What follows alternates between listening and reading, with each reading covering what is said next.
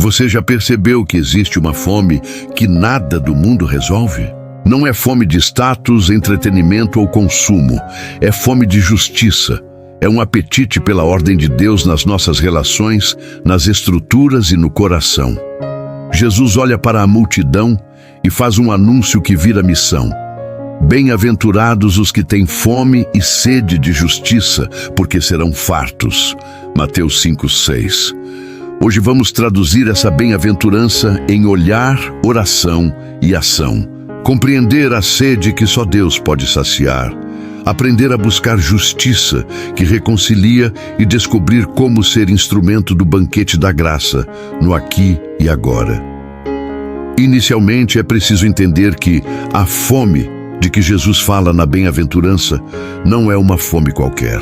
É uma inquietação profunda do espírito que não se curva ao efêmero. Não são estratégias de sucesso, dietas rápidas ou metas de performance que curam esse vazio.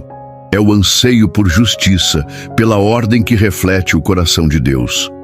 Quando lemos Mateus 5:6, bem-aventurados os que têm fome e sede de justiça, porque serão fartos, vemos uma imagem de escassa provisão e de esperança contraditória.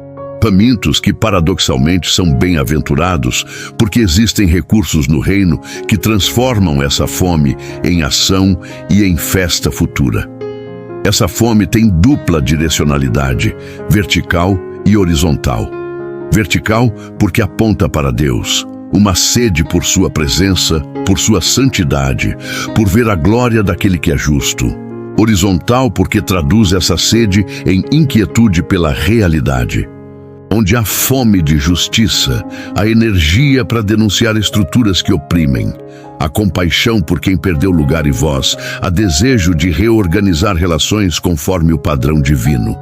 A fome que Cristo louva não é ascetismo estéril, é impulso redentor. Os profetas foram mestres em traduzir essa fome em palavra. Amós, por exemplo, era capaz de dizer que corra o juízo como águas e a justiça como um ribeiro perene. Amós 5:24. Não era mero apelido moral, era convocação para transformação estrutural. A fome de justiça, então, é também um chamado profético: ver, clamar e trabalhar por correção. Mas cuidado com a degradação. A fome pode virar vingança. A justiça bíblica nunca se deleita com a queda do outro. Ela busca restauração e dignidade. John Piper lembra que a compaixão verdadeira nasceu da satisfação em Deus e não de prazer na ruína do próximo. No plano pessoal, ter fome de justiça significa reprogramar preferências. A pessoa que anseia pela justiça vive com prioridades diferentes no cotidiano: escolha de emprego, economia doméstica, relações familiares e uso do tempo. Ela não se conforma com o sempre foi assim. A fome se move em ações concretas, aliar recursos a projetos que dignifiquem, denunciar quando necessário, formar-se para agir com competência. Não é ativismo emocional, é disciplina de amor. A formação da fome é também espiritual. Intimidade com Deus muda paladar. O encontro com Cristo evidencia desordens e suscita cuidado. N.T. Wright aponta que a justiça do reino é tanto forma de governo divino, quanto padrão de vida para o povo de Deus.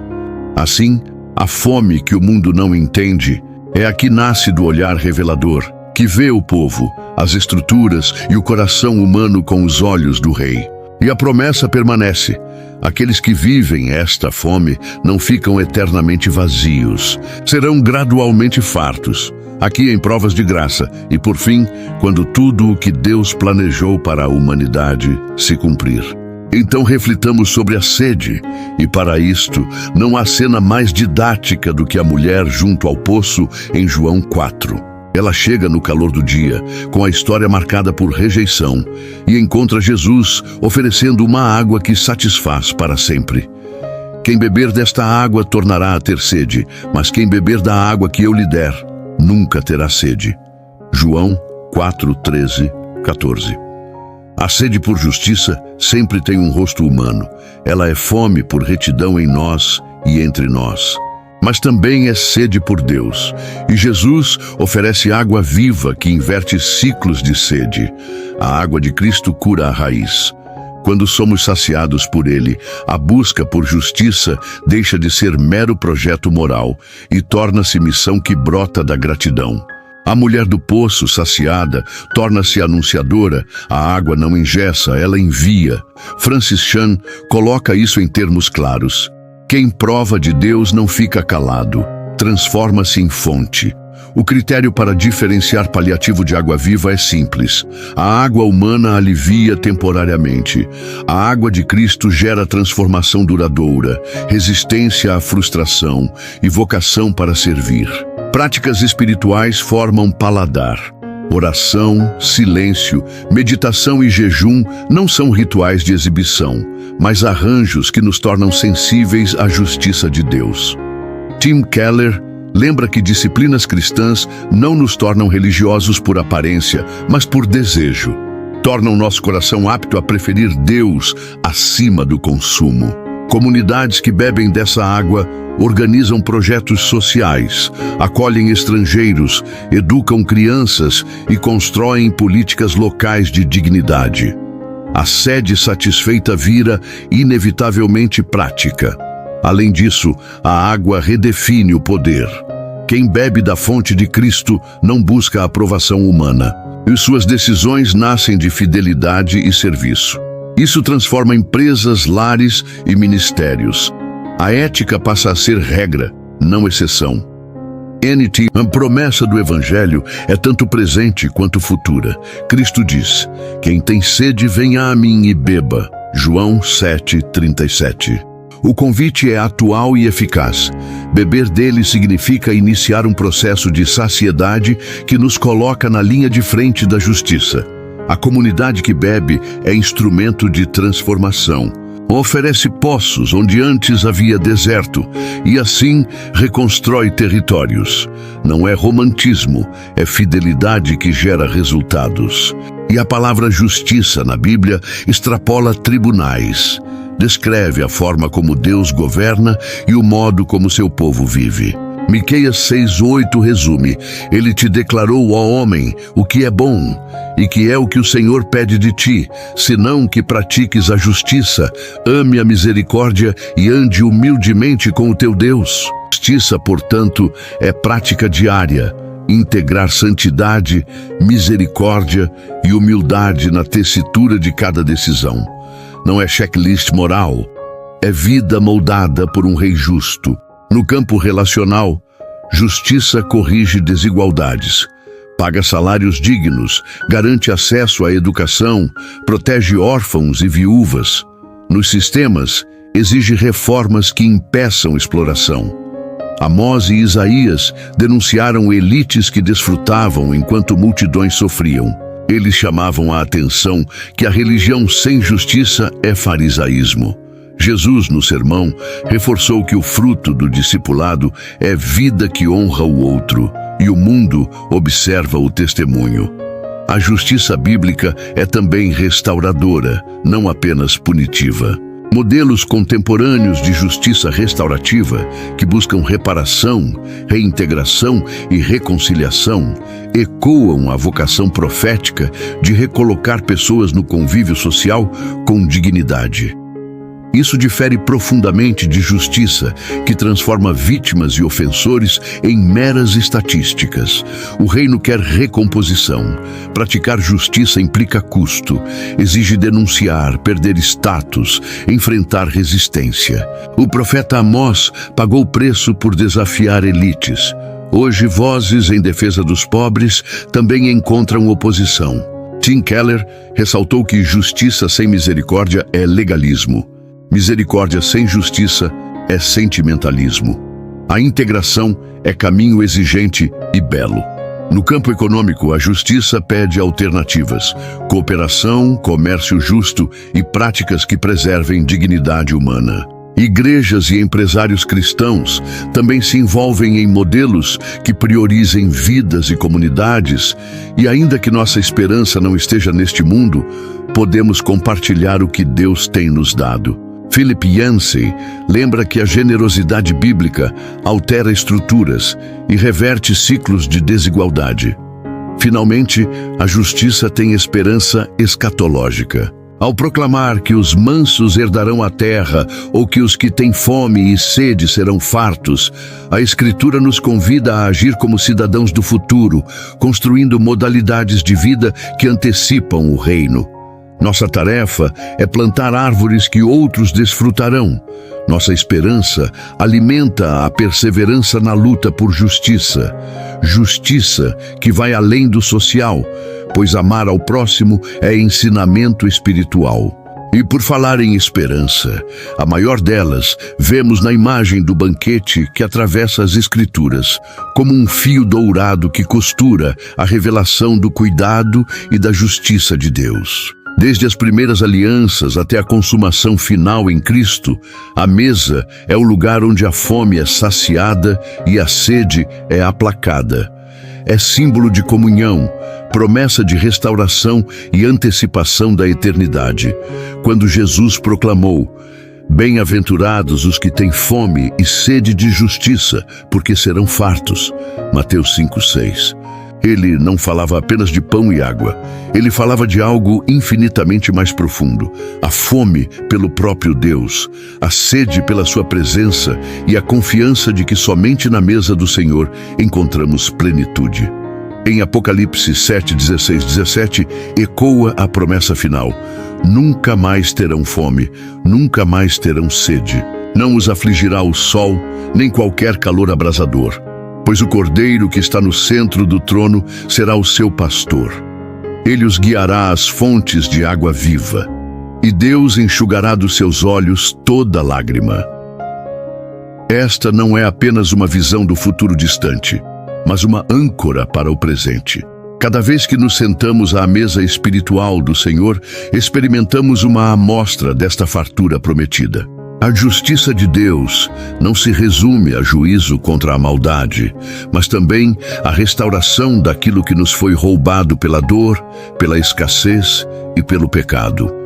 O teólogo Timothy Keller afirmou: quando Jesus fala de justiça, ele fala de um mundo colocado de volta em ordem, onde o relacionamento com Deus é restaurado e todas as coisas encontram o seu lugar. É esta justiça que nos sustenta em meio às carências do tempo presente. Podemos estar rodeados de desertos de incerteza, mas a promessa é clara: aquele que tem fome e sede de Deus será plenamente saciado. A fome que Jesus descreve não é apenas biológica, mas existencial. É a fome do coração que clama por sentido, pela verdade, pelo abraço de um pai que não abandona. David Jeremias escreve: "Nada neste mundo poderá satisfazer a alma humana, porque a alma foi criada para se alimentar de Deus." Aqui está o mistério. Nossa fome é santo lembrete de que pertencemos a outro reino, e nossa sede é convite a beber de águas que nunca secam. Isaías 55:1 declara: "Venham todos vocês que estão com sede, venham às águas. E vocês que não possuem dinheiro, venham, comprem e comam. Venham, comprem vinho e leite sem dinheiro e sem custo." Esta é a economia da graça. Mesa farta sem moeda de troca, fartura eterna sem mérito humano. O banquete de Deus não se limita a um futuro escatológico, mas já começa a ser servido aqui.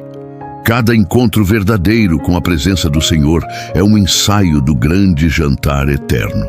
Na oração, na adoração e na palavra, somos alimentados por manjares que não podem ser roubados.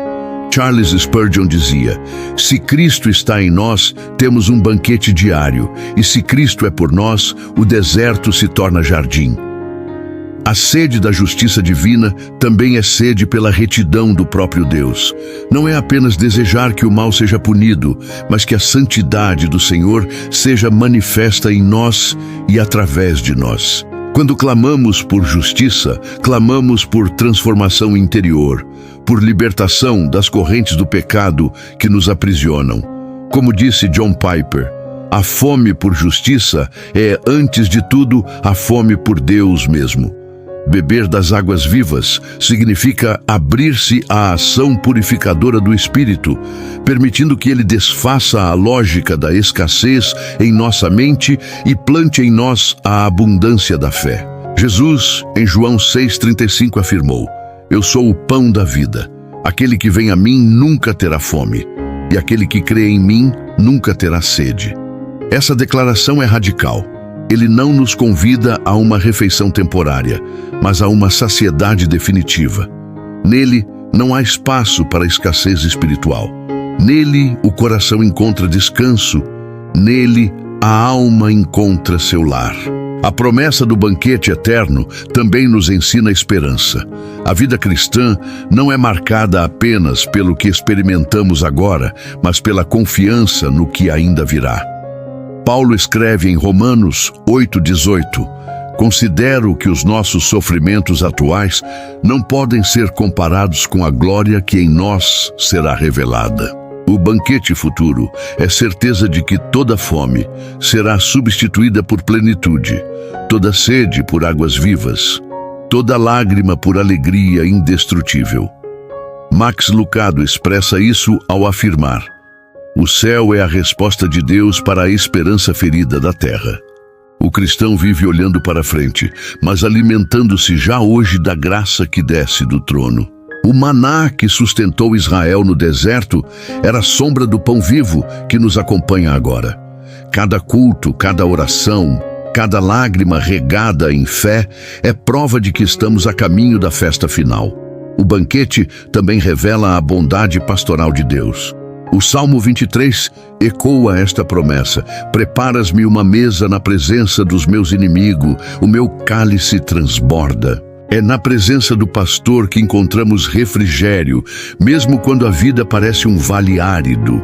Nosso cálice não apenas se enche, mas transborda, porque a bondade de Deus não é medida por cálculos humanos, mas pela abundância da sua graça.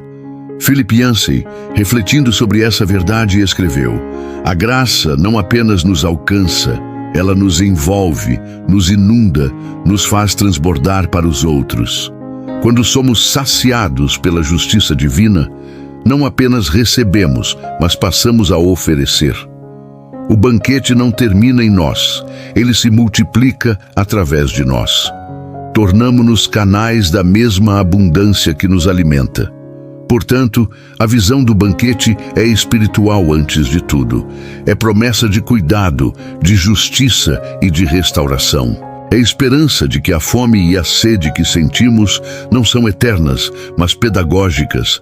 Apontam-nos para a única fonte capaz de saciar. O Apocalipse nos garante que um dia todo sofrimento terá fim. Mas até lá, somos convidados a provar das primícias.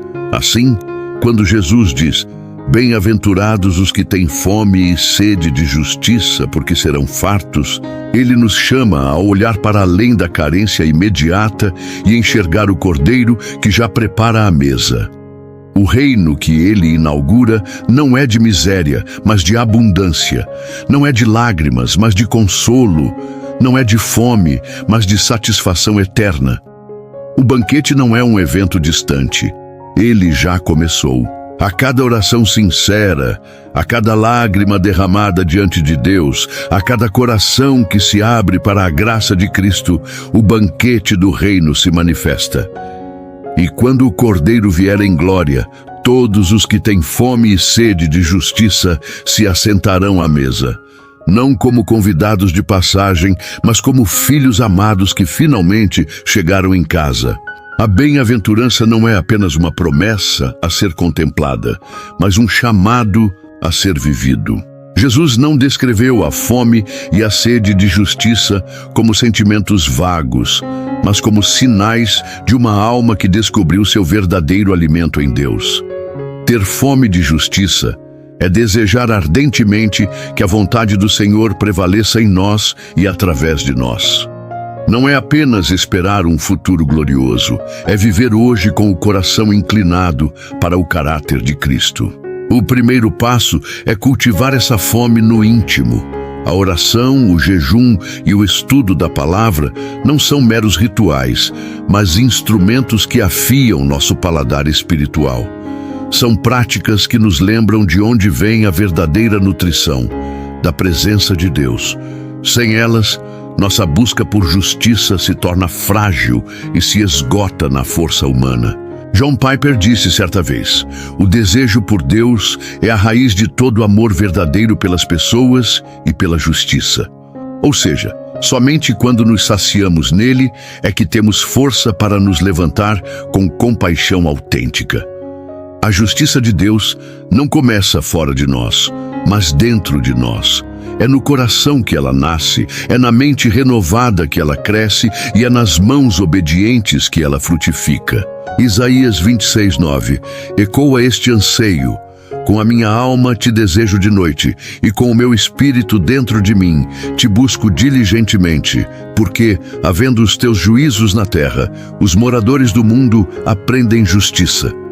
Buscar a justiça, portanto, é buscar o próprio Deus com toda a intensidade da alma. Essa sede, no entanto, não nos conduz à ansiedade, mas à esperança, porque a promessa de Cristo é clara: os que têm fome e sede de justiça serão fartos. A fartura não significa apenas o banquete final, mas já se manifesta em porções diárias da graça. A cada manhã, o Senhor nos alimenta com seu cuidado, nos fortalece com sua palavra e nos guia com seu espírito. N.T. Wright escreveu: a justiça de Deus é, ao mesmo tempo, o julgamento sobre o mal e a restauração do mundo à sua harmonia original. Essa restauração não é apenas um evento futuro, mas uma realidade que começa agora em cada coração rendido. É quando abrimos espaço para a ação do Espírito Santo que as áreas secas da alma são regadas, que as sedes mais profundas são saciadas e que o desespero se transforma em esperança. Não podemos esquecer que este chamado é também profético. Ser bem-aventurado na fome e sede de justiça é viver como testemunha diante do mundo, apontando para um reino que não se dobra ao pecado, mas permanece firme no amor. Dietrich Bonhoeffer, mártir da fé, lembrava: só aquele que crê é obediente, e só aquele que é obediente crê. Assim, buscar justiça é viver em obediência ao Deus que já prometeu: não faltará pão espiritual aos que o buscam de todo o coração. O profeta Miqueias resumiu esse chamado com simplicidade e profundidade. Ele te declarou, ó homem, o que é bom. E o que é que o Senhor pede de ti, senão que pratiques a justiça e ames a misericórdia e andes humildemente com o teu Deus?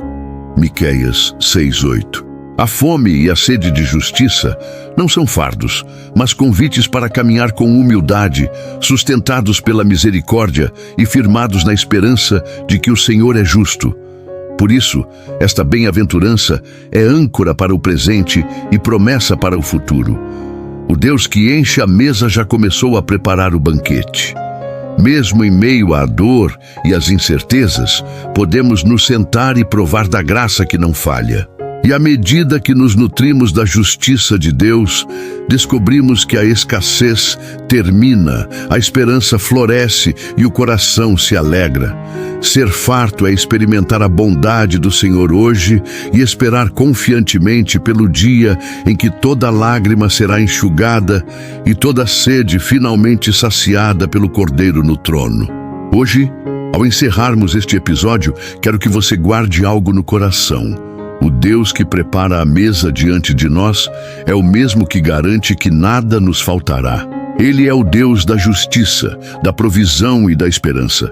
Talvez você esteja atravessando desertos, enfrentando escassez ou sentindo a alma sedenta, mas lembre-se, há um banquete reservado para aqueles que confiam nele. Toda sede será saciada, toda fome será suprida e a justiça de Deus se cumprirá. Essa promessa não é apenas para o futuro eterno, mas já começa a se manifestar aqui em cada detalhe em que Ele cuida de você. Se esta mensagem falou ao seu coração, eu te convido a continuar essa jornada conosco. Inscreva-se no canal para não perder os próximos episódios desta série e compartilhe este vídeo com alguém que precisa dessa esperança. Próximo episódio. Prepare-se para bem-aventurados os misericordiosos, porque alcançarão misericórdia. Não perca. Deus te abençoe e te guarde.